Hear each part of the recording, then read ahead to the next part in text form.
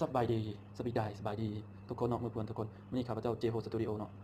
จะมาสอนวิธีโหลดเพลงผ่านวีแชทเนาะหรือว่าฟังเพลงผ่านวีแชทเนาะก่อนอื่นมันก็ต้องมีแอปวีแชทก่อนเนาะหลังจากนั้นกดเข้าไปเลยหลังจากนั้นให้เรากดเครื่องหมายค้นหาที่ทั้งหน้าจอเนาะเจอของขวาเลยกดเข้าไปเลยพิมพ์ชื่อเพลงเลยวันนะได้แล้วเนาะหลังจากนั้นกดฟังเลยตัวสมอิดนี่เลยเนาะกดบาร์เดียวครับนะได้แล้วถ้าว่าอยากเซฟหรือว่าอยากส่งกดออกย้อนกลับบันเนาะกดย้อนกลับไปบันจะได้แล้วนี่เลยกดเข้าไปเลยถ้าว่าอยากแชร์หรือว่าอยากเซฟไว้หรือว่าอยากแชร์ลงโมเมนต์เนาะกดเข้าปุ่มกดถึงหน้าจอ3จั่มเนาะกดเข้าไปเลยส่งถึงเพื่อนเนาะมันจะส่งถึงเพื่อนได้แชร์ลงโมเมนต์ได้เซฟรายการโปรดได้เนาะจะส่งถึงเพื่อนเนาะแชร์ลงโมเมนต์เซฟรายการโปรดเนาะก็จะรายการโปรดเลย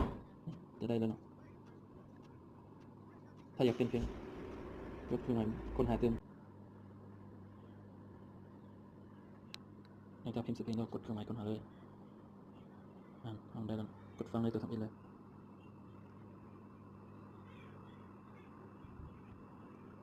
อยากฟังเพลง cover หรือว่าหลายเพลงกดเพลงมากกว่านี้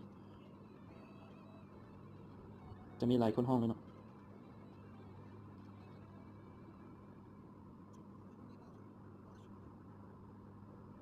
กดย้อนครับถ้าว่าถูกใจคลิปนี้ฝากกดไลค์กดแชร์เลยนะเพื่อเป็นกำลังใจให้เห็นคลิปต่อๆไปแล้วสามารถเข้าไปเบิ่งที่ช่อง YouTube ของค่อยได้เลยกดไลค์กดแชร์กด Subscribe ให้เด้อขอบใจแล้วก็กดกระดิ่งอย่าลืมกดกระดิ่งเพื่อจะไม่ได้พลาดคลิปใหม่ๆจาก